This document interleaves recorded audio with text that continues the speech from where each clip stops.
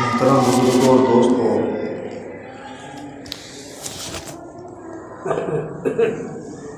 نبی کریم صلی اللہ علیہ وسلم نے دنیا میں آنے کے بعد ہم سب انسانوں کی زندگی گزارنے کا جو طریقہ بتایا ہے، ساری کی ساری چیزیں بتائی ہیں۔ کھانا پینا اس کے لیے کیا مفید ہے، سونا کب سونا، کتنا سونا،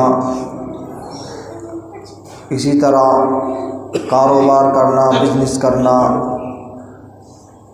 رشتہ دار اور پڑوسیوں کے ساتھ کیسے معاملات کرنے ہیں،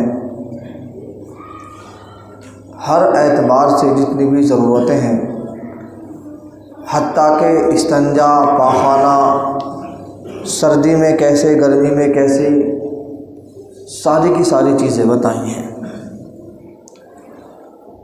خوشی ہو تو اس کو آپ کب، کیسے، کس طریقے سے منائیں گے، غم ہوگا تو اس کو کیسے ہینڈل کرنا ہے، صبر و تحمل سے کام لینا، ساری چیزیں بتائی ہیں۔ آپ تھوڑا سا یوں سمجھیے کہ کھانا کھانا انسان کی ضرورت ہے، پانی پینا انسان کی ضرورت ہے، سونا بھی انسان کی ضرورت ہے۔ کھانا اگر بہت زیادہ کھاتا ہی چلا جائے، حد سے زیادہ کھا لے تو وہ بیمار ہو جائے گا، پریشانی بڑھے گی، ہیضہ ہو سکتا ہے، الٹی ہو سکتی ہے، نہ جانے کیا کیا بیماری لگ سکتی ہے۔ کھانا بالکل نہ کھائے، بھوکا ہی رہے، یہ اس کو کمزور بنا دے گا، اس کی موت کا سبب بن جائے گا، اور اس طرح بھوکا مر جانا یہ گناہ اور رہا۔ تو کھانا بھی ہے، لیکن کتنا کھانا بتا دیا کہ پیٹ کے 3 حصے کرنے ہیں، ایک کھانے کے لیے ہے، ایک پانی کے لیے ہے، ایک سانس کے لیے ہے۔ ہمارا مزاج کچھ اس کا الٹا ہو جاتا ہے جب شادی بیاہ کا موقع آتا یا کوئی دعوت بڑھیا سی ہو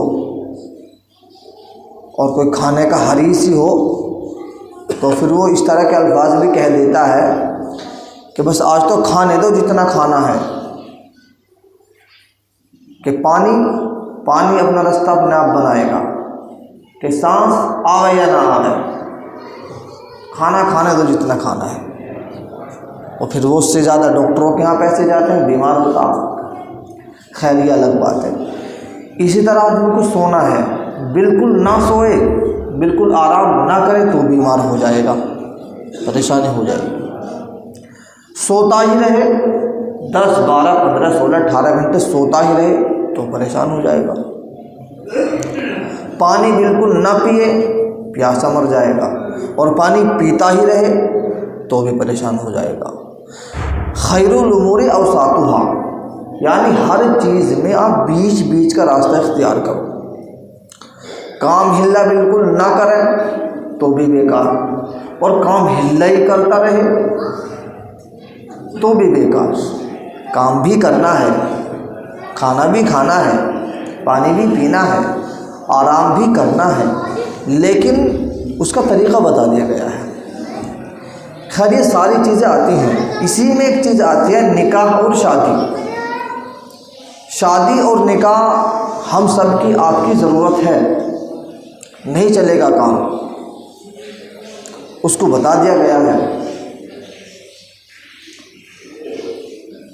شادی، نکاح کرنا آدمی پر کب فرض ہو جاتا ہے، کب سنت ہوتا ہے، اور کبھی کبھی ناجائز بھی ہو جاتا ہے۔ اگر آدمی کے پاس اتنا روپیہ پیسہ ہے کہ وہ اپنی بیوی کا خرچ اٹھا سکتا ہے، اور پھر اس کے ساتھ اس پر شہوت غالب آ جاتی ہے کہ اگر نکاح نہ کیا تو کہیں جا کر وہ زنا کر لے، تو اس کے لیے پھر نکاح لازم اور ضروری ہے، ضرور نکاح کرے، چونکہ اس کے پاس پیسے بھی ہیں خرچ اٹھانے کے لیے، اور شہوت اس کے لیے بے چین اس کو شہوت کر رہی ہے۔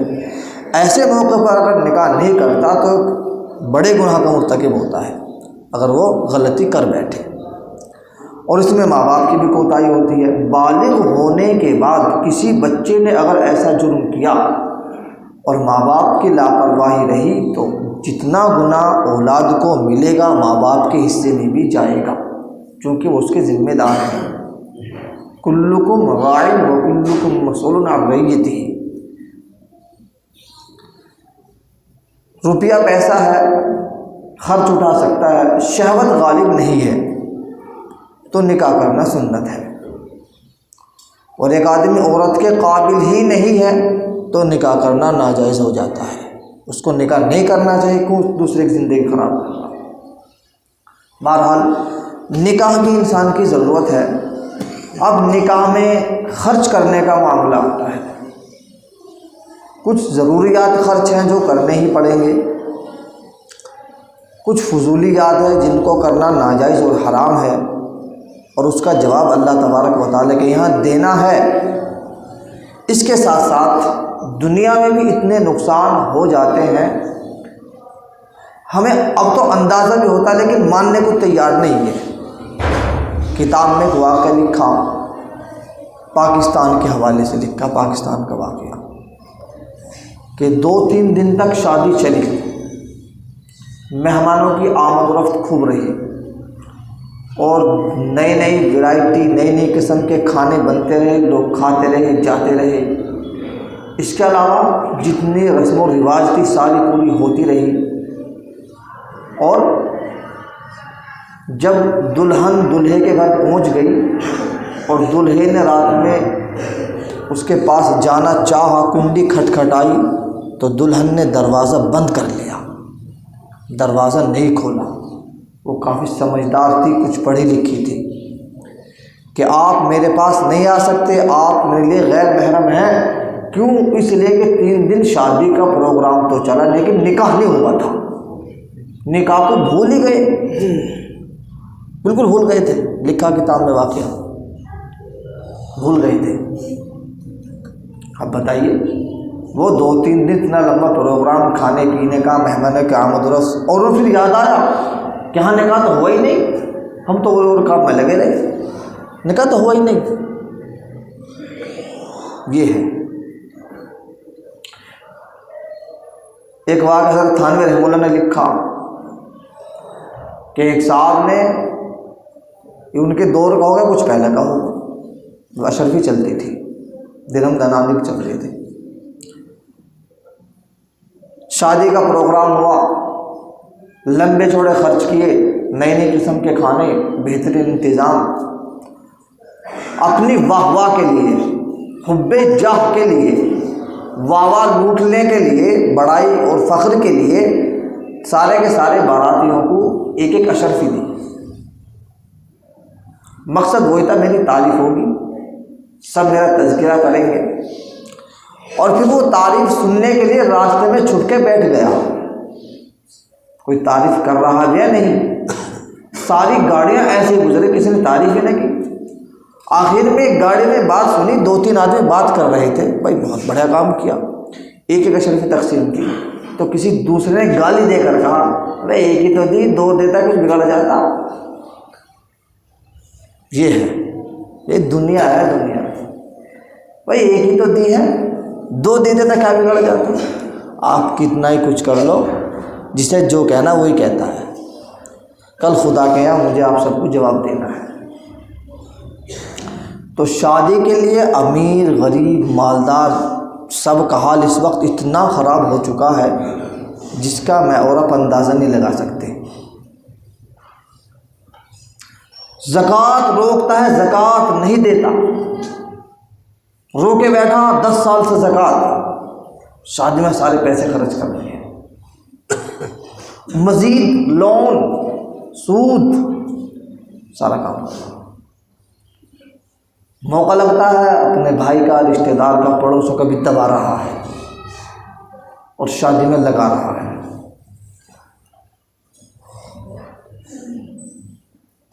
اس سے آگے چل کر اور جتنی ساری ضروری چیزیں ہیں پیسہ خرچ کرنے کی، وہ صدقہ و خیرات ہو، زکوٰۃ ہو، اس کے علاوہ گھر کی ضروریات کو، بچوں کی تعلیم ہو، تعلیم سے محروم کر رہا ہے اور شادی کے لیے پیسہ پورا خرچ کر رہا ہے۔ زمین پراپرٹی پلاٹ سب بیچ دیا. تو نے تو بیچ دیا, تیری بھی تو نسلیں ہیں, کہنا تو کر دیا 20-30-50 لاکھ کا انتظام, تیری بھی تو اولادیں ہیں, اس کی بھی اولادیں ہیں. ایسا نہیں ہونا چاہیے. ہمارے آپ کے سب کے لیے نمونہ نبی کریم صلی اللہ علیہ وسلم ہے, صحابہ ہیں. آسان سی بات ہے.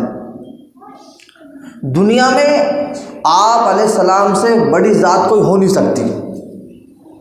ساری دنیا ان کے واسطے وسیلے میں بنی ہے. آپ علیہ السلام کو اللہ نے دنیا میں نہ بھیجنا ہوتا, دنیا کا وجود ہی نہ ہوتا. آپ میں سب کوئی کیا ہے, کچھ بھی نہیں ہے. بس ہم نبی علیہ السلام کو دیکھیں, خود آپ کا نکاح, آپ کی بیٹیوں کے نکاح, صحاباؤں کے نکاح کیسے تھے. بارات تو دور کی چیز ہے, کئی واقعات ایسے ہیں کہ ایک صحابی نے نکاح کر لیا اور آپ کو خبر تک بھی نہ دی اور آپ ناراض نہیں ہوئے. بارات پر ایک بات میں نے جو کتاب میں پڑھی تو آپ کو بتاتا ہوں. بارات کا وجود, ابتدا, اسٹارٹنگ, بنیاد کہاں سے ڈلی اور اب اس کو کہاں استعمال کیا جا رہا ہے.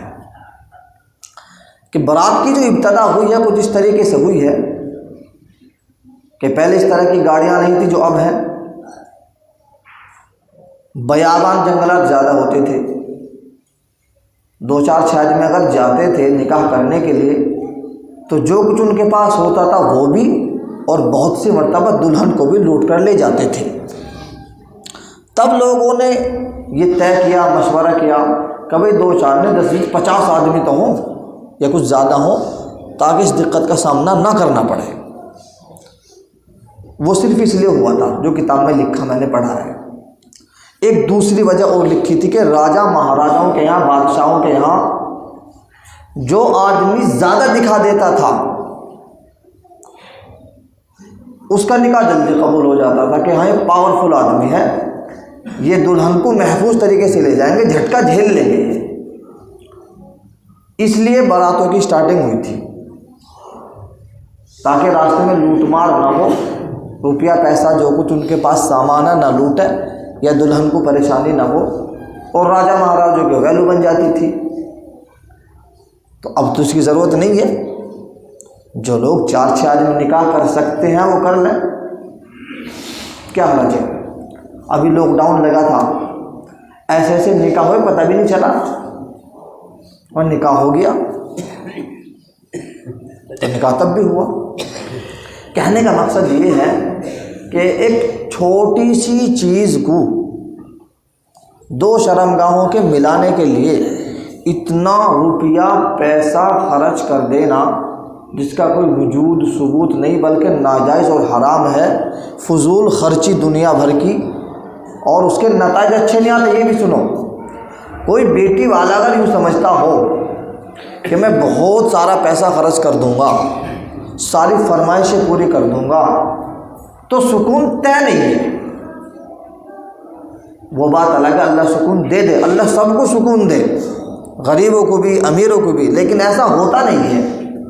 وجہ اس کی یہ ہے کہ حدیث میں آتا ہے کہ سب سے زیادہ بابرکت نکاح وہ ہے جو سب سے کم خرچے کا ہو. اس کو تو چھوڑ ہی دیا.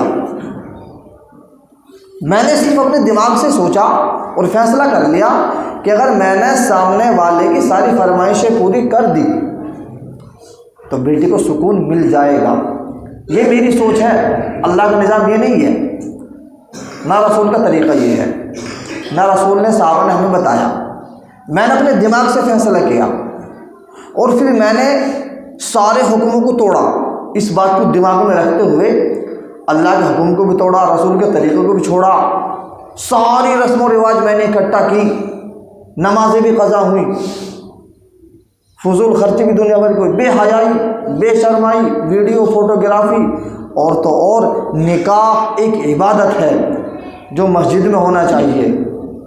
اچھے لوگ وہاں جمع ہوں, ان کی دعائیں ہوں, بہترین عادل گواہ ہوں. اب تو کسی بھی گواہ بنا دیتے ہیں اور وہاں خطبہ پڑھا جا رہا, وہ بکواس کر رہے, ویڈیو فوٹوگرافی چل رہی. برکت تو ساری ختم ہوگی. بنیادی غلط ڈلی ہے، وہ 2-4-6 مہینے سال بھر گاڑی چلتی ہے، یا تو ٹوٹ جاتی ہے، اور اگر نہیں ٹوٹتی تو تلخیاں پیدا ہو ہی جاتی ہیں، چاہے وہ بتاتے ہوں یا نہ بتاتے ہوں، اندر اندر گھٹتے رہتے ہوں۔ یہ حقیقت کے الفاظ ہیں۔ کیوں؟ اللہ کے نبی نے اپنی زبان سے جو بات ارشاد فرماتی وہ حق اور سچ ہے۔ وما ينطق عن الهوى، آپ علیہ السلام اپنے پاس سے کچھ نہیں بولتے، بلکہ اللہ کی جانب سے آپ پر جو وحی کا القاء ہوتا وہ بولتے تھے۔ تو آپ نے فرمایا تھا کہ سب سے کم خرچے کا جو نکاح ہو وہ بہت بابرکت ہوتا، جو بھی سب سے، وہ اس میں تعلق غریب امیر کا نہیں رہا، بس یہ کہہ دیا گیا جو نکاح سب سے کم خرچے والا ہو وہ بابرکت ہوتا۔ اب میں نے، آپ نے اپنے ذہن سے طے کیا کہ نہیں، اگر میں نے سامنے والے کی ساری فرمائشیں پورے کر دی تو میری بیٹی کو سکون مل جائے گا۔ ضروری نہیں ہے، نہیں مل پاتا، مل بھی جاتا ہے وہ بات الگ ہے، ہم تو یہ دعا کریں اللہ سب کو سکون دے، لیکن کم از کم وہ طریقہ اپناؤ جس سے اللہ کے رسول راضی ہوں۔ اس مضمون کے متعلق باتیں بہت ساری ہیں، کچھ اور 2-4 باتیں عرض کر دوں پھر بات پوری کر رہے ہیں۔ شادی سے پہلے منگنی وغیرہ وغیرہ یہ سب تو رسم و رواج چلے رہے ہیں، بڑے گناہ ہیں۔ اب ایک نیا سسٹم وجود میں آیا ہے، ہمارے سامنے تو ابھی آیا، ہو سکتا پہلے سے آیا ہو۔ وہ ہے شادی سے پہلے جب ہلدی لگائی جاتی ہے، پورا کا پورا پریوار وہ پیلے کپڑے پہنیں گے، پیلے کپڑے پہنتے ہیں۔ یہ کیا ہے؟ تم ہندو ہو یا سادھو سنت ہو؟ نہیں، تم ہندو یا سادھو سنت ہو، اور پھر کپڑوں کو پھاڑنا، کیا تم شیعہ ہو؟ کیسے مسلمان ہو تم؟ غیرت آتی، شیطان بھی شرماتا ہے تمہاری ان حرکتوں کو دیکھ کر، جناب یہ ہو رہا ہے۔ اور وہ ماشاءاللہ وہ نمازی ہیں، دیندار ہیں، وہ سب کچھ ہیں، لیکن وہ سارا سسٹم بھول جاتے ہیں۔ پیلے کپڑے ہوں گے، وہ سب پریوار والے سب پہنیں گے، بے حیائی، بے شرمائی اور بے غیرتی کی کوئی حد نہ رہے گی، اور پھر کپڑوں کو پھاڑنا۔ تم شیعہ ہو یا سادھو سنت ہو یا ہندو ہو، کیا ہو تم؟ صرف نام ہے فرمان اور سلمان، یہ ہے۔ آگے چلیے، اب یہ کام یہ بھی کافی دن سے چل رہا، کھڑے ہو کر کھانا کھانا۔ کھانے کو اگر آپ بیٹھ کر کھائیں تو اللہ تبارک و تعالیٰ کی جانب سے برکت ہوتی ہے، کم میں بھی کام چل جاتا۔ کھڑے ہو کر کھائیں گے تو زیادہ ہو تو بھی کام نہیں چلتا، بے برکتی ہوتی ہے۔ اور کھڑے ہو کر کھانا تو جانور کھاتا ہے، آپ جانور ہیں یا انسان ہیں؟ کھڑے ہو کر تو انسان نہیں، جانور کھاتے ہیں، اور جانور بھی کھڑا کھڑا کھاتا ہے، چل کے نہیں کھاتا۔ اور چل کے کھا رہے ہیں کھانا، وہ کھایا ہی نہیں جاتا، کھانا زیادہ ضائع ہوتا ہے۔ کتنی بار ایسا ہوتا ہے، ایک صاحب پلیٹ میں کھانا لائے اور 2 لقمے کھائے اور لقمہ اٹک گیا، اب وہ لینے کے لیے پانی جا رہا ہے، چونکہ پانی کا نظم وہاں ہے نہیں، اب جس کی صفائی کی ڈیوٹی سارا پلٹ دیا۔ اس سے زیادہ نقصان کھانا ضائع ہوتا۔ کتنی بار کھانا بھرا اور رکھا، تھوڑا بہت کھایا اور چھوڑ دیا۔ جب آپ اپنے ہاتھوں سے کر کے دیں گے یا طریقہ وہ ہو، چلو کم از کم یہ کہ آپ میز لگا لو، کرسیاں لگا لو، اور اس پر وہ ٹرے وغیرہ رکھے ہوں، لیتے رہو، کھاتے رہو، کھائے گا بھی، کھلائے گا بھی، طریقہ بھی اچھا ہوگا۔ لیکن یہ کیا چلا دیا بھائی، لیتے رہو، کھاتے رہو، اور بالکل جانور بھی فیل کر دیا آپ نے۔ تو اس کا سوال دونوں سے ہوگا، بیٹی والے سے بھی اور بیٹے والے سے بھی۔ بیٹا والا چاہے تو وہ اپنی بات رکھ سکتا ہے، تو باقی تو پتہ نہ کیا چل رہا ہے، لیکن کم از کم آپ اس سسٹم کو ختم کرو۔ اور سب سے بڑا سوال جو مالدار لوگ ہیں ان سے ہوگا، یہ بھی یاد رکھو۔ ایک بات اور بتا دو پھر بات پوری کر رہا ہوں۔ حضرت تھانوی رحمہ اللہ ہمارے ہندوستان کے چھوٹے موٹے بڑے بزرگ گزرے ہیں، حکیم الامت ان کا لقب رہا۔ ان سے کسی مالدار نے سوال کیا تھا کہ جی ساری رسم و رواج کے لیے، ساری چیز سے روکنے کے لیے آپ مالداروں کو ہی کہتے ہیں، غریب کو کہتے ہی نہیں؟ آپ کے ذہن میں یہ بات آ چکی ہوگی۔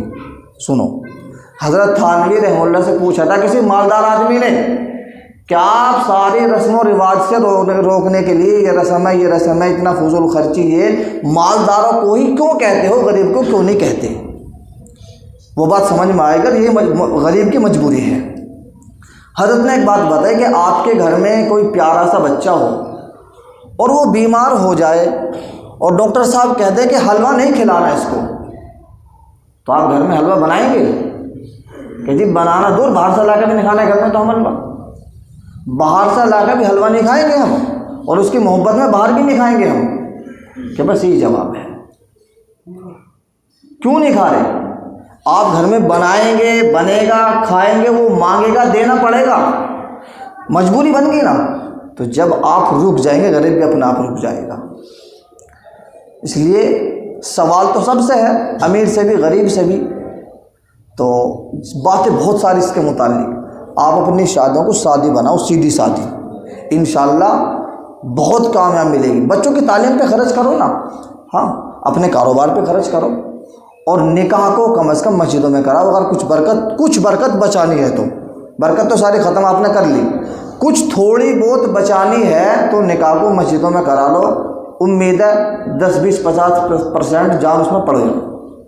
اللہ تبارک و تعالیٰ عمل کے توفیق عطا فرمائے۔ وما علینا الا البلاغ۔